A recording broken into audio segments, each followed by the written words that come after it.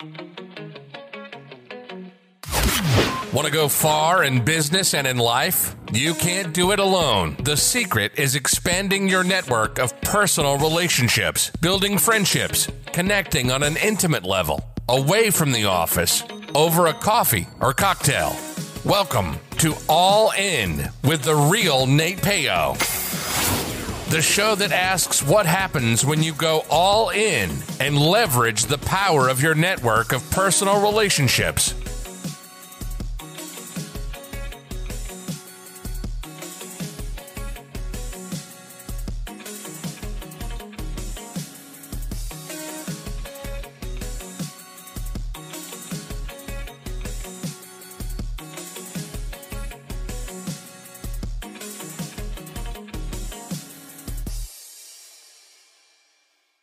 From author Donnie Bovine comes the book, How to Be a Success Champion, available on Amazon. After years of living other people's dreams, author Donnie Bovine decided to jump out on his own and start a business, thinking it would be easy. Instead, he had a rude awakening and quickly understood that he had spent 20 years being an employee and had no idea how to be a business owner. His business was tanking, and he was on the brink of losing everything when he decided to fight for business freedom. In this must-read and life-changing book, author Donnie Bovine shares with readers his story intermingled with lessons learned from his mistakes and his failures. In How to Be a Success Champion, you will find advice the author received from mentors and how he went from zero to a six-figure business. The author walks you through the steps of how to get out of your own way, how to play the game of business and win, find your strengths, how to network effectively, how to build a personal brand, how to create champions for your business, how to get great at sales, how to take complete ownership of you and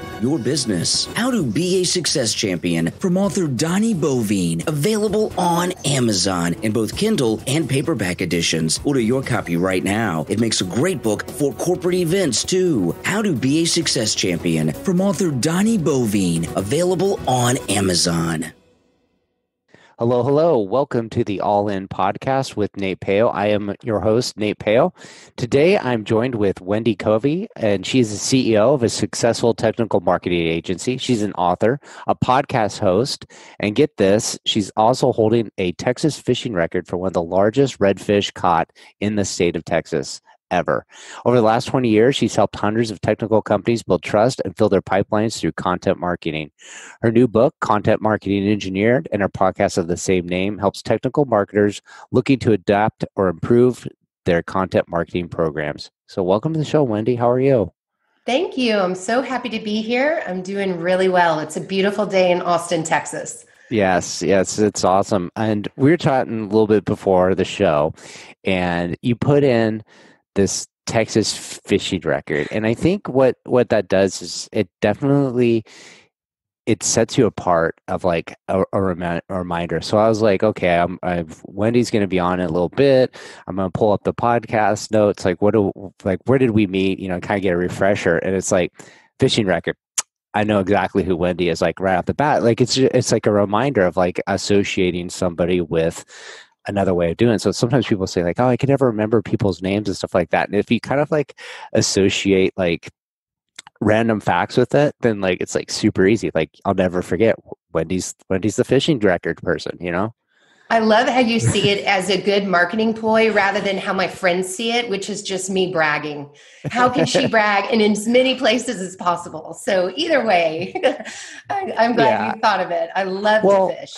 One of the things for me, it's like, this is a show about networking. I think networking is about making yourself relatable to other people, So if you just said, I'm technical marketer, it's like, okay, well, she's kind of stuffy. Like, what's she all about? She all business, all serious. But you're like, she likes fishing, and there's humor in the way you describe like how you went about doing it. So it's like, okay, I'm seeing another side of your personality. And so the more I think sides of yourself that you show to people, the more relatable you are to somebody. And you're like, hey, that's kind of cool. And it's an easy way to start up a conversation. So, if one of the things I always tell people, like, hey, if you're trying to make a connection with somebody digitally or email them or even get in person, like it's about providing something of value and like finding a little nugget, little way in to introduce yourself to them is a great way. So if like I was trying to connect with you, I saw the fishing record. It's easy for me to craft a message that's going to stand out from the crowd of going,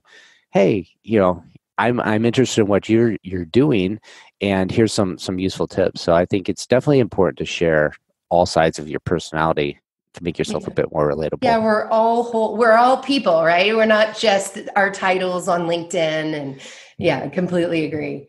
Yeah. So my first question to you, and there probably is some luck in catching the biggest fish, and I don't want the whole show to be about you're catching your fish, but there's this word I usually use to start off a little conversation, and it's the word luck. What does the word luck mean to you? Are people lucky? I think that yes, people are lucky, but to me, you have to apply a percentage to this and say there's 10% that the world is given to you that you can define as luck, but the other 90% is what you do with that opportunity. And it's a lot of hard work. I'm the parent of 2 teenagers right now, and I can't emphasize that to them enough. They have a lot going for them. They have some gifts and abilities and wonderful circumstances that have been brought to their door, but it's up to them to make something with it. And it's hard work. You have to really put the sweat equity in to make something happen. Yeah, the luck the opportunities are there, but you're right. You do have to put in the hard work to take advantage of them. You have to be observant that they're there, and and recognize like the blessings you're given, and take them and run with them. So definitely a good take on luck. So you've written a book, Content Marketing Engineered. And this is geared towards technical marketers. So can you walk a little bit through what a technical marketer is, and a little bit about the book and who, and maybe some of the principles that people could find in that book? Yeah, I'd be happy to. And maybe the best way to do this is to give you my backstory. Yes. So I graduated college with a journalism degree and a marketing minor, and, out there trying to find that perfect job. And I found this company that hired me to plan events. And I thought, oh my gosh, wait, someone's going to pay me for planning parties. It's perfect. My 21-year-old self thinking of it that way. And actually what it was a job where I was planning conferences and trade shows for this highly technical company. And I go into this job and I'm thrown in needing to learn a lot of new areas of marketing that I wasn't exposed to in college. And at the same time, trying to learn what the heck this company does, what all these acronyms are. The company did test and measurement in manufacturing. So think like testing the parts of your airplane or automobile or all the things that you interact with in your life. And I didn't know anything about this. I don't have an engineering background. And so it was very daunting to hone my marketing skills and at the same time have to learn all this technical stuff. And so fast forward to today, as we know, marketing has changed tremendously with the internet and social media and all these new digital tools. Mm-hmm. So it can be a really big challenge for marketers that need to keep up with the ever-changing landscape of marketing. And again, at the same time, figure out how to connect with technical buyers. Because if you know engineers, and I'm sure you have some engineer friends in your life, right? Yes. Do they have an interesting personality, some of them, perhaps? they're a bit dry, but they're also fun. And Oh, absolutely. But maybe analytical, skeptical. Yes, very. There's definitely a persona to this type of person, and it's not a bad one, but it means that your approach in marketing has to be pretty nuanced for this type of buyer, unlike your regular B2B buyer. Mm-hmm. So the way you message to them, the way you package content, the way you go about addressing them along their buyer's journey, it's just different. And so this book and what my agency True Marketing does is help these marketers to connect with these buyers as they go through their buyer's journey, knowing how nuanced this audience is. Mm-hmm. And you're right, though, like the way marketing has evolved quite a bit. Like everybody's thinking marketing social media, it's about being on Instagram, it's about being on Facebook and LinkedIn. But when you have a technical product, and in my day job, I buy, I guess, what you'd consider a lot of technical products, which is flooring, appliances, cabinets, valves, stuff that's not like super exciting and glamorous. And you're not going to go and have a social media page for a valve. Like it's not going to happen. But at the same time, when you go to somebody's website and it's like a website from 2002, and it's just the company's address and like their company history story, but you have no information on the products, or you can't find it, or you get a download to some PDF data links. It's just like boring, cut sheets on stuff. It's like, hey, there definitely needs to be a better way of telling the story, because a lot of the purchasing process, I'm sure you're around this a lot, it's not always, well, it's very rarely a what's the word for it? If you're at the grocery store and you like grabs impulse, you rarely make an impulse purchase. It's like, hey, I want to make sure that I'm comparing all products that are equal. So if I'm making a choice and buying a valve, I'm looking at 3 manufacturers, and they have little bits, goods and bad, and you go, okay, so what's equal? And then it's a lot about the relationships you meet with the people that are selling it, and who you can call on to, if there's a problem, are they going to stand behind it? And so you're kind of vetting all that stuff out, and the marketing comes into a big time, because one, if all those points aren't online, it's like your confidence level as a buyer drops. Like if I go and I meet somebody that's really great, and the appearance, they look like they have a good product, but they have bad marketing materials and data, then you're just like, it matters. This isn't going to go, and vice versa. Yeah. I have the best website and the best data, but I have, untrustworthy salespeople at the same time. It's like, that's not going to work either. So you got to have a bit of both. Absolutely. And the word trust. Oh, sorry, go ahead. Go on with your word trust. Oh, I was just, the word trust is so important here, because a lot of technical buyers are making decisions that affect safety. The things that go into products, think about, a chip that goes onto a board that ends up controlling something really important in your car, or a chip that goes into a pacemaker that provides information about how your heart is performing. You have some critical things that these engineers are working on. And so they have to find trusted resources to educate themselves, as well as have vendors they can trust. And so all of that trust is built by content and being generous with what you share. So it's about differentiation, but also being trustworthy. Yeah, there's definitely some of that too. And on the flip side of it, like when you're writing technical marketing documents, you have to be very cautious. Like you said, if it's something that's life safety, what you write on that piece of paper can come back to haunt you. If it's, just simple words of like, this should have been an and instead of a but, or something like simple as that. And all of a sudden, if you had like a failure of the product, then they're going to go back and say, you misrepresented something, that the company could be liable for catastrophic damages if they're not careful doing it. So it's a very complex area of marketing, but it's definitely needed. Like, how do you start working with clients and giving them guidance on what they should be doing and not be doing? Yeah. So I'll tell you a little bit about how I do it in the book, and then how it's different working with an agency. So basically, I'm here to help marketers targeting technical audiences. And some of those will need us on the agency side as like full service, like, hey, True Marketing, come in and just be our consultant or be our full marketing department. So we do a lot of that. And then other marketers are simply looking for, do-it-yourself advice. And so that's why I created the book, Content Marketing Engineered. And if you walk through the process, so on either side of the coin, the first thing you need to know is who your target audience is, or buyer persona. And so we walk through developing buyer personas, which is very specific. Who is this person? What is their job title? What is their gender? How old are they? What are the pain points that they're trying to address with their job? Where do they go to seek information? And to do this process, it's really helpful to bring in the salespeople, because they're closest to that client and can answer this. And we tend to even put names by them. So, there might be procurement Pete, or safety engineer Sal, or something like that. And that way it becomes memorable within the company, like, oh, this is a Sal, this is a Pete.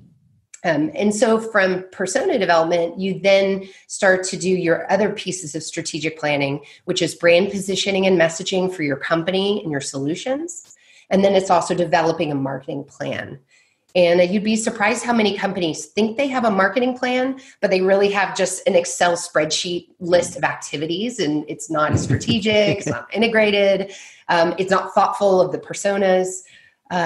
So those are the key strategy pieces. And then you walk into content development, website redesigns, and then all the ways to drive traffic to your website. So that gets into social, into advertising, into a lot of optimization on and off page. Mm-hmm. And then once you get somebody to your page, how do you build trust? How do you capture their name utilizing, high value content?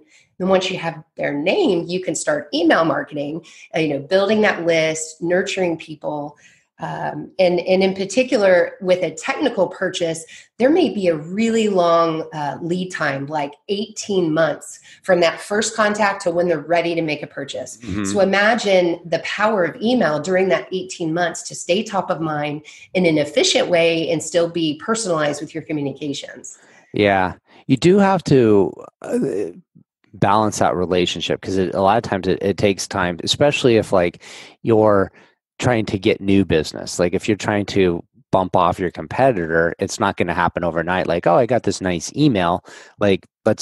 Looks good to me. Let's switch you out. It's going to take developing the relationship. It's going to take time. It's going to be testing. It's going to be conversations. It's a lot of times it happens when the person that you're currently using isn't performing up to speed, and you're like, I got a little bit of frustration. Who's been kind of, chirping in my ear this whole time? Right. They're like, all right, now's your chance to do it. So you do have to have the right message crafted, and the balance between, useful, helpful emails, or getting one or two every day in your email box. It just ends up in the spam, and you're like, who keeps emailing me? Yeah, that's way too much, way too much. But it's a good description, or I guess example, because we have that oftentimes with True Marketing, where someone will be in our database 3 or 4 years, and we'll get a call, and they'll start with, I love your content. I've learned so much. Thank you for your generosity. And, I've been using this other agency. All these things have gone wrong, and I know it's time to switch. And I know that this technical audience, so let's talk. And it's just, we haven't been calling them. It hasn't been some sales engagement where we're knocking on the door. We've just been quietly nurturing them with high quality content. Yeah. It's a very efficient and nice sales relationship when they do finally call. Think how dreamy that is for the salesperson to, have someone knocking on their door. Well, it helps too when you show people what you do in a threatening, non-pressure environment. You're just this is what we our expertise is. This is who we are. We're here if you need us, and you see it consistently come through. And you're not having to go back and you're like, hey, if I called you out of the blue after seeing these 4 years of emails, you don't have to sit there and pitch me on how great your company is. I came to you. Now it's really let's work on the problem you have and find a solution. So there's definitely and I think people, a lot of times, some of the companies I talk to are technical driven companies, and the people that built the business are very technical, and they just they understand engineering, they understand data, they understand how to build a product, but they don't understand sales channels, they don't understand marketing, and they don't understand building relationships. And I work with this guy on occasion, and he's an engineer, and he created this awesome product. And he goes, when I used to be in engineering all alone, I'd be like, well, why do we need sales and marketing people? Because if I have a great product, people will buy it. But people don't know. Isn't that cute? Isn't that cute that someone thinks it's that easy? Yeah. And after he started his own company, he's like, I realized that you do have to be able to tell your story. And even it's even if you're selling, non-glamorous, non-sexy goods or products, you still have a story to tell that can be compelling, that you can walk them through this, here's your pain points, here's the solution, here's how we differentiate each other, and tell your story in a fashion that people are like, I'm really on board with what you're doing. And you describe my problem very well.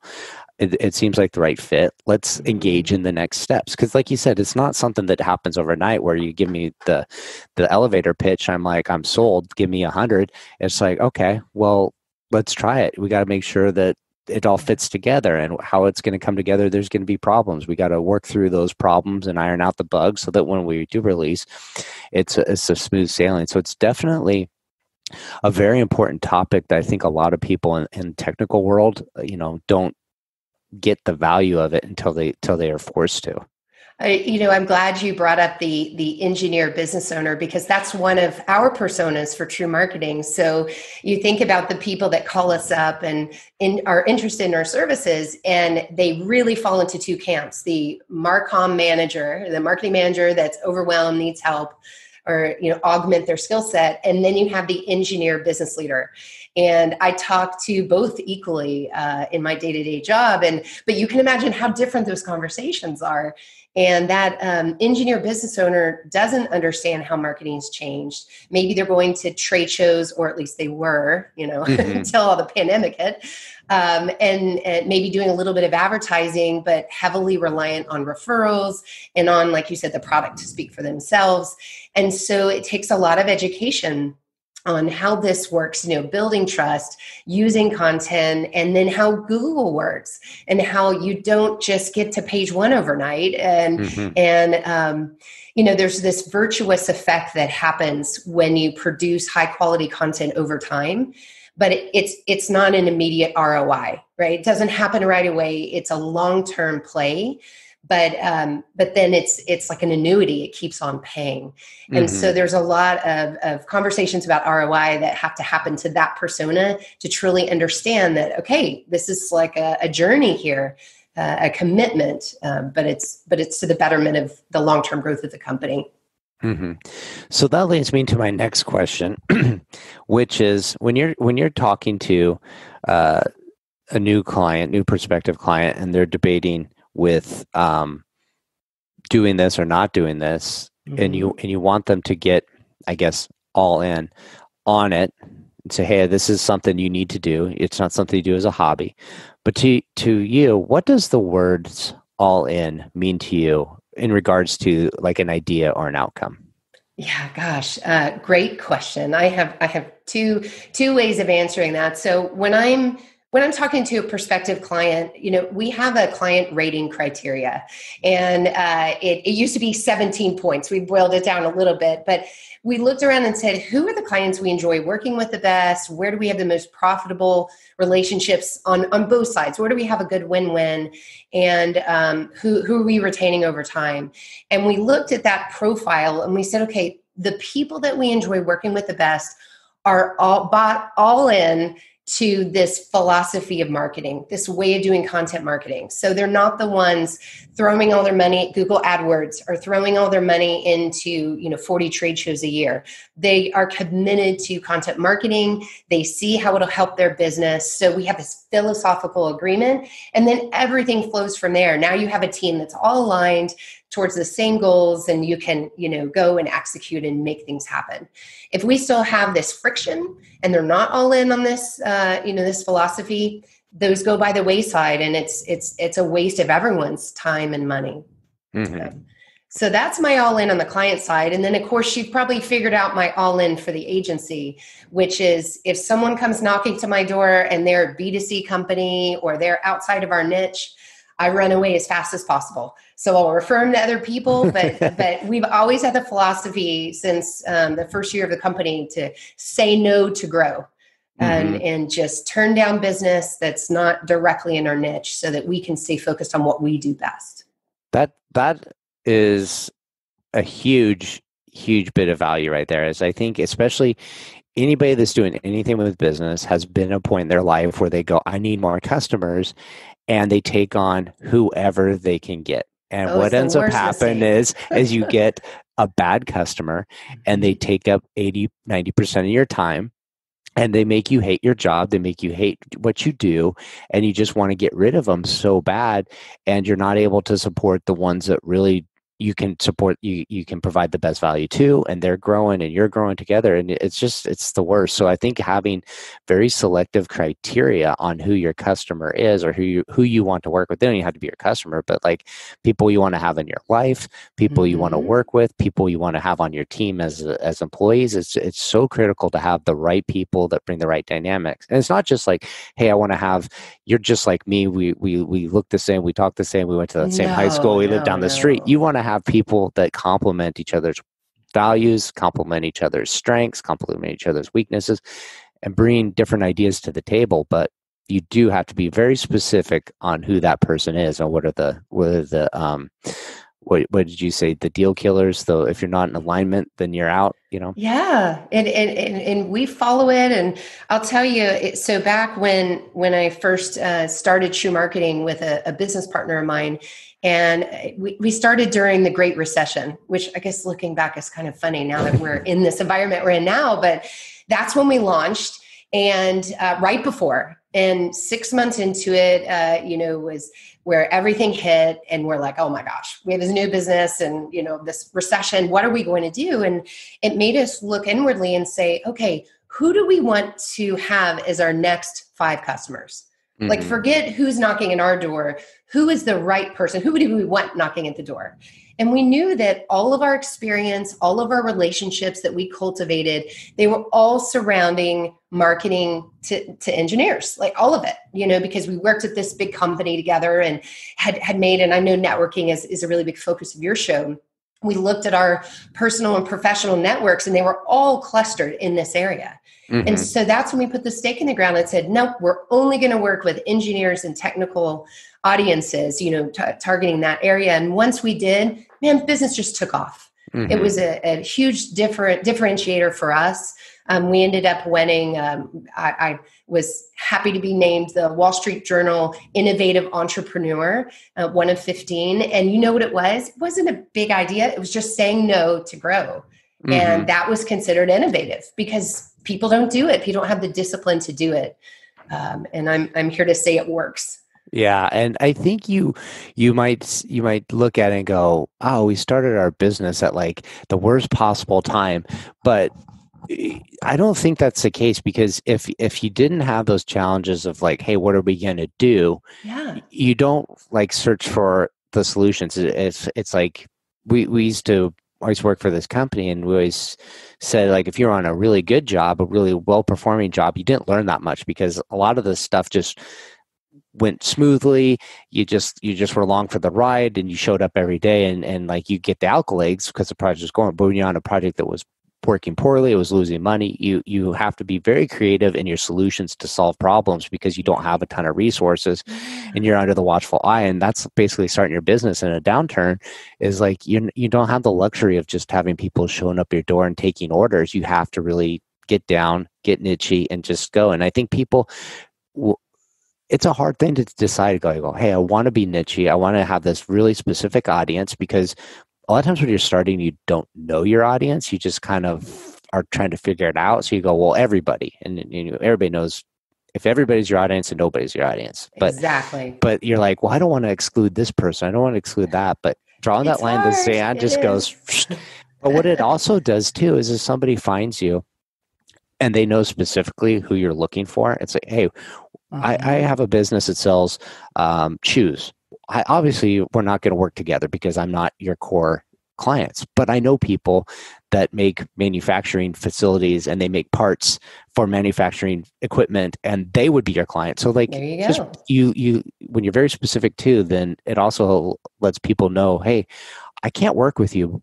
I would love to, but I know some people that could, and that's very beneficial too. So you've described it in a little bit of detail, but can you go into just really very specifics on who that exact client is that's your ideal client that you work with? Yeah, so we work with what we describe as middle market companies. So generally in the $10 to $200 million range in revenue.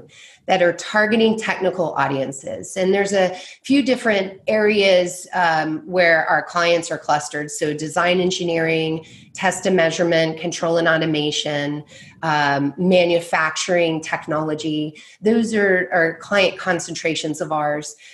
So, the more deeply technical the solution is, the better we shine, because it gets so difficult to write content for something that, like I said, the chip on the board that goes into the thing that goes into the other thing that becomes this product on your wall, right? Mm-hmm. And so we have the technical chops to be able to write for that highly technical product. Now, that isn't to say we don't have some of the lower tech clients, like you mentioned valves earlier, and we have a valve client, and again, weave stories about how they're different as a valve provider. And there's a very wonderful story that goes with that if we had more time. But yeah, that's who we work with. And then within that, we serve these companies in two ways. We either augment their internal marketing people. So maybe they have one or two marketers, but they're not good at writing content, or they're not good at developing a strategy, but they're good at execution. So we would come in and complement them. And then the other side of the coin is the company has no marketing resources and then want us to come in and act as both the CMO, like a virtual CMO, as well as their execution arm. And we'll do that too. Very cool. So I also want to make sure we give your book and your podcast some love too. So Content Marketing Engineered, who is that book written for? If I'm out there and you're describing me and I just got to go out and read that book, who am I? Yeah, so mainly marketers in technical companies that either want to shift to a content marketing strategy or they want to make their marketing better. So they are already doing content marketing, but they sense that they could be, sharpening their pencil a little bit when it comes to optimization or nurturing along the buyer's funnel or sales enablement or measurement. Those would be the types of people that want to listen to the podcast, pick up the book. Certainly, engineer executives will learn things from reading the book as well. They probably skip over some of the how-to stuff and go right to the chapters on brand positioning and messaging, sales enablement, and ROI. Awesome stuff. So where can people find you, get connected with you, find your book, find your podcast? Where should we send them? So two main places, I guess three. So contentmarketingengineer.com is where you can go to find the podcast, order the book, find out more about me. And then my agency, True Marketing, is TREW Marketing. And you can find us at truemarketing.com. And then, of course, everyone who's an author better put their book up on Amazon. So you'll find me there as well. Easy peasy. Find you on Amazon. So all those links will be listed in the show notes. So I encourage you to support Wendy. Get over there, check out our podcast, listen to it. I think that's a great way to get introduced to somebody and find out if their message is on point for you. Read the book, get the weeds, get the details. And then, hey, if it's a good fit, reach out to True Marketing and see if there's an opportunity to work together. Enjoyed having you on the show. Been a fantastic conversation. Thank you. Thank you so much. Make sure to visit our website, therealnatepeo.com, where you can subscribe to the show on iTunes, so you'll never miss an episode of All In. While you're at it, if you found value, we'd appreciate a rating on iTunes, or if simply tell two friends about the show. Looking to connect? You can find Nate Peo on LinkedIn or Instagram.